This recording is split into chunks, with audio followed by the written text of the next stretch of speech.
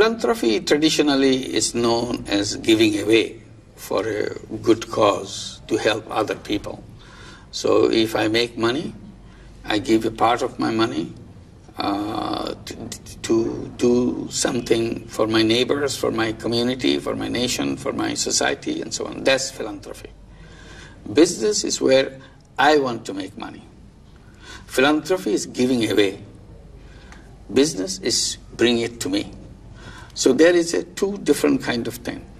But what I'm suggesting, the business world, the economics, or the theory of economics, miss some important aspect. Because when you define business in the strict theoretical way, you describe it as a business to make money. The mission of business is to maximize profit. That's why you do. That's why everything has to be in a big way come to me. That's why I'm in business. And all businesses are like that, according to the theory and also according to the practice. But I'm saying that human beings are not machines. We are not money-making machines. We are human beings. We are not single-dimensional. That all I do in my life is make money. That's single-dimensional activity. Human beings are multidimensional being. We have, if we define it in two sides, just to simplify the many dimensions, there are two dimensions. One is a selfish dimension. I try to bring everything to me, that's a selfish dimension. And there is a selfless dimension. I want to give away to things, other things. But the business world, the way it is theorized, takes human being as only selfish being. So all the businesses which created is to bring it to me. In the process of maximizing profit, we forget who we pushed away, who we put under our feet, because our mission is to make more money. So we do that. But that's where I say the theory went wrong. If we want to bring real human being, there should be at least two businesses. One, business to make money, to satisfy our selfish part of it.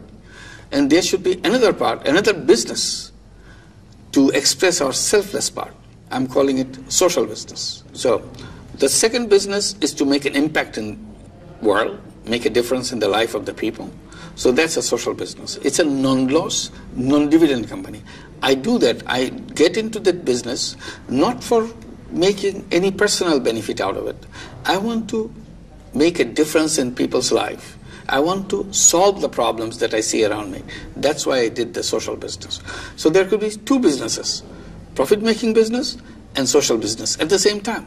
And me as a human being can use my money in two ways, a profit-making business, also in social businesses, so that I can find expression in all my dimensions. That part is missing. Today, only thing we can do is to give away money, being a philanthropist. When I give away, money goes and achieves its goal, but it never comes back. So the philanthropy money has one life. It can be used only once. You don't have a chance to use it again.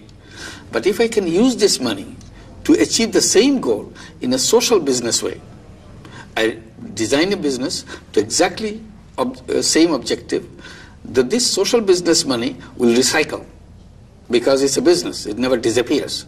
So it keeps on running, keeps on running. So I see it has a lot more impact if I can design it as a social business. So I'm saying between philanthropy and social business is much more effective to do that.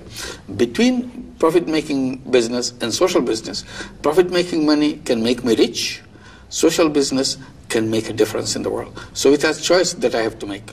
How much time and how much resources I distribute between the two things. But to me, profit-making business is a means to make money.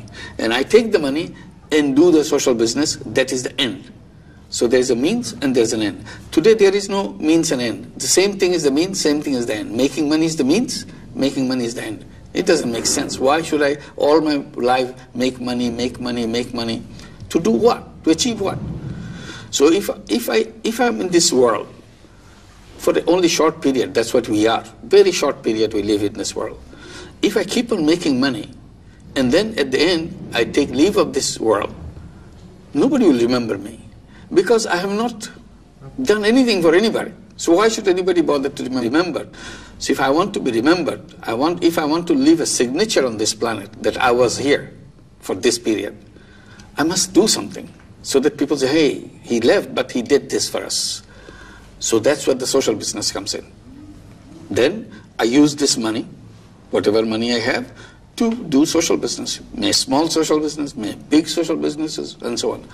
And the fact that it makes business sense, we have demonstrated many social business already. And one of the social business with the Grameen Danone. We met with the chairman of Danone, Frank Riboud, and I proposed, why don't we create a Grameen Danone in Bangladesh, and it will be a social business. I explained what a social business. And we designed later on a social business with Grameen Danone to produce yogurt. Danone is known for yogurt, very delicious yogurt all over the world. So we said, why don't you make this yogurt here for a social reason? What we'll do, this yogurt we want to sell to the poor children because they are malnourished. Millions of children in Bangladesh are malnourished. They don't have nutrition, they are very sick. So they grow up sick and have lots of diseases. So what we did, we took the micronutrients which are missing in the children of Bangladesh into this yogurt and made it fortified yogurt and make it very cheap so that the poorest children can eat it. Experts tell us that if a child eats 2 cups of yogurt a week, within 9 to 10 months, he or she will regain all its micronutrients and become healthy. So this yogurt is to make children, malnourished children, healthy. So this is our social business. Danone doesn't want to take any money out of it as a profit, or Grameen doesn't want to do any profit out of it.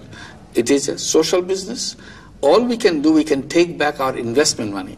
If we have put whatever money we put as investment, over time we can take back the investment. But the company keeps running with its own income because it recovers its cost and makes a small profit and expands its business. So that's a social business. Why Danone has come? Because Danone also has the same idea. Not everything is for money. We can do something for society also.